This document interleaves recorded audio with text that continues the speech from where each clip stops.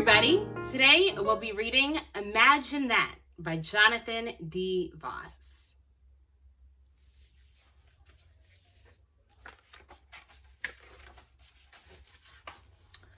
Olive had a great big imagination, which was only just a smidge smaller than her heart. Her best friend, Hoot, had a heart that was equally as big. His imagination, however, well, one rainy day, Hoot discovered something unexpected.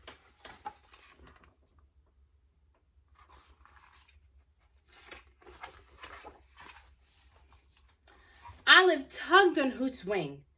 "Let's go on a pretend adventure," she said. "Rainy days are perfect for that."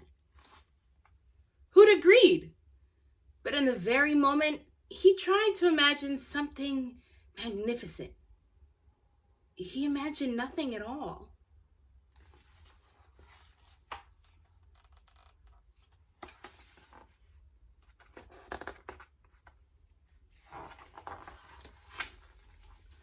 "I lost it," said Hoot. "Lost what?" asked Olive. "My imagination," he replied, "and I can't remember where I had it last." Then he got a more upsetting idea. "Or maybe my imaginator is broken." "I don't think it works like that," said Olive.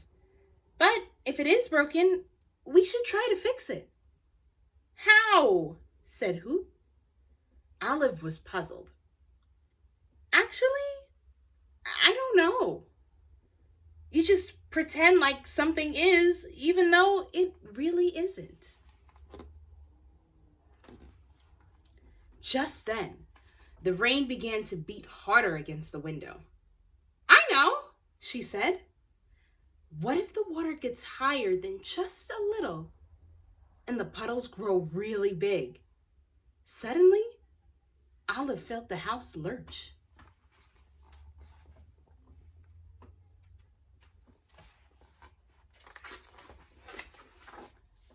"Hoot!" cried Olive. "Do you feel that? We're floating away!"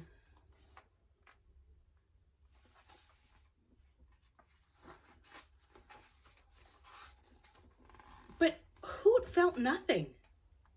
"It's only a puddle," he said, looking out the window. Olive sighed. "A puddle isn't a very good adventure." Then she got another idea.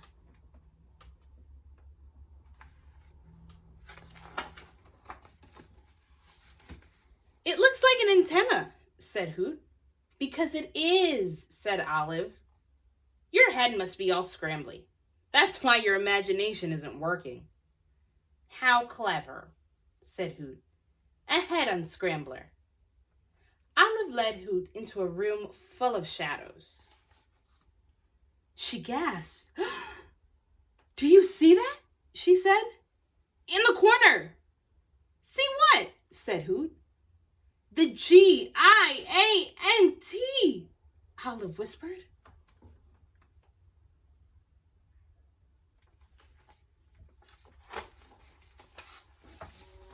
But Hoot saw nothing. "Maybe I blinked," he said. "Or maybe it's worse than I thought," replied Olive. So Olive tried earmuffs. "For your leaky ears," she said. "How else could your imagination be escaping?"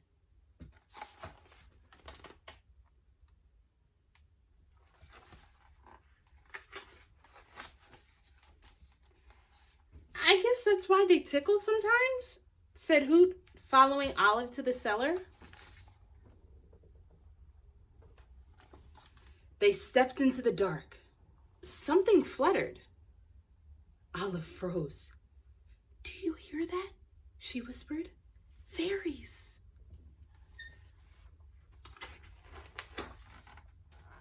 But Hoot heard nothing. "These ear mufflers might keep my insides from coming outside," he said, "but I can't hear anything with them on." So Olive tried something sleepy, then something upside down, then perhaps perhaps 1 or 10 other somethings. But nothing worked. Maybe I can't be fixed, said Hoot. Or maybe you're not really trying, said Olive.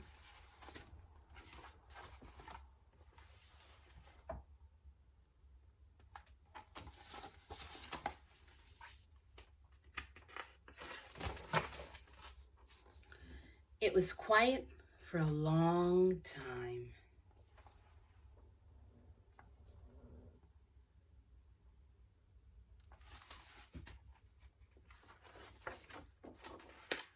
Finally, in a small voice, Hoot spoke. Why is it when my imagination is the thing that's broken, it's my heart that hurts most? That's it! Shouted Olive. She had forgotten the most important part. You have to imagine with this, she said, placing her hand over Hoot's heart. Should I try again? Asked Hoot.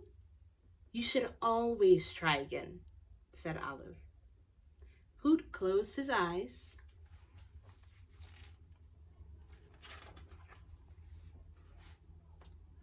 I see something, said Hoot. But it's so small.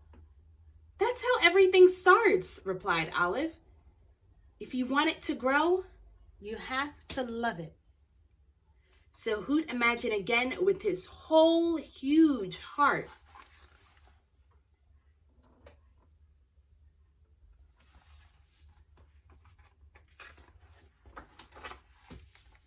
You did it, shouted Olive. Of course I did, said Hoot. But that was only the beginning.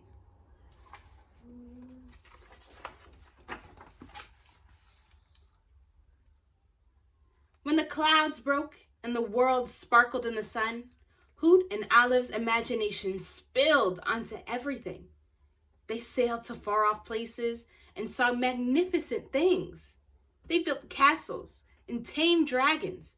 They were heroes and kings.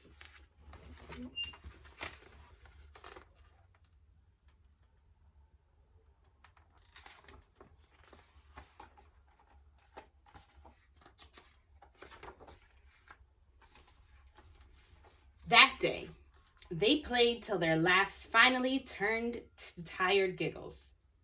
Thank you, said Hoot. For what? Asked Olive. For showing me the most important part, Olive smiled. What should we imagine tomorrow? Asked Hoot. We could be pirates, said Olive, searching for treasures. That's a good idea, said Hoot.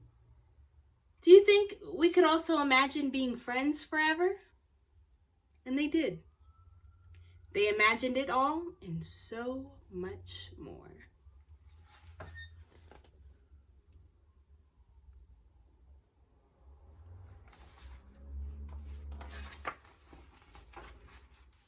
Both of them together.